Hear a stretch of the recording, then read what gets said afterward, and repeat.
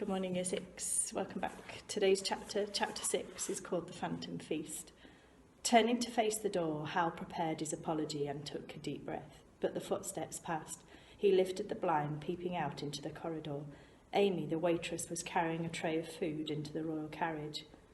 But there's no one in there, Hal thought. The carriage is empty until Balmoral. Who's Amy taking food to? He slipped out and tiptoed after her. The Royal Carriage had a thick cream carpet that deadened his footsteps. He was in a lounge with mint green upholstery.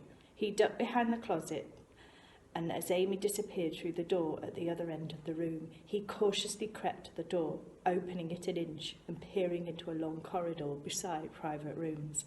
Halfway down, Amy was placing the tray on the floor. She knocked 3 times on a door and then turned towards him. Hal ran. If he was caught in the Royal Carriage, he'd be in serious trouble.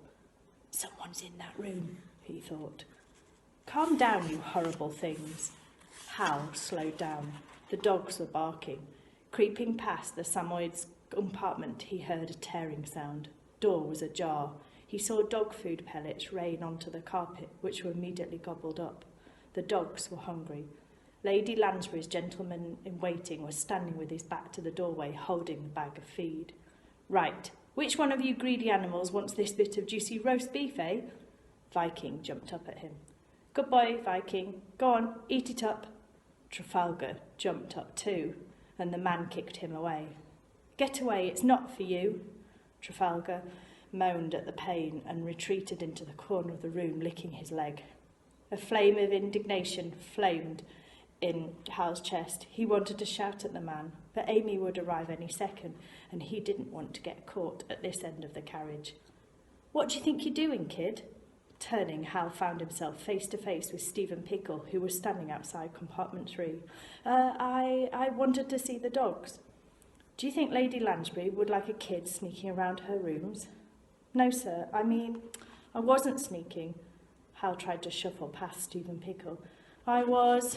What's going on? Lady Lansbury's gentleman-in-waiting came to the door as Amy entered the corridor. Hal was surrounded. Rowan, Stephen Pickle grunted. The kid came to look at the dogs. Hal nodded, glancing at Amy, who was hovering as far back as she could. Rowan scowled at Hal down his thin nose. They're not toys, kid. He ran his fingers through his slick back hair. Go away.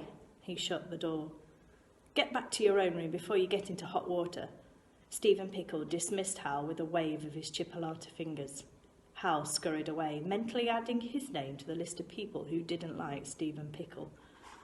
Back at their compartment, Hal found Uncle Nat sitting at the writing desk, pen in hand and journal open. He'd pinned a map of the British Isles to the blackboard over the desk, marking the Highland Falcon's route in red.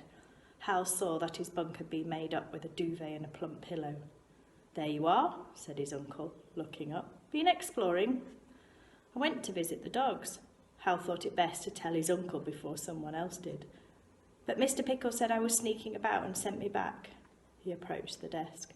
Why are you writing in different coloured inks? He pointed at his uncle's journal.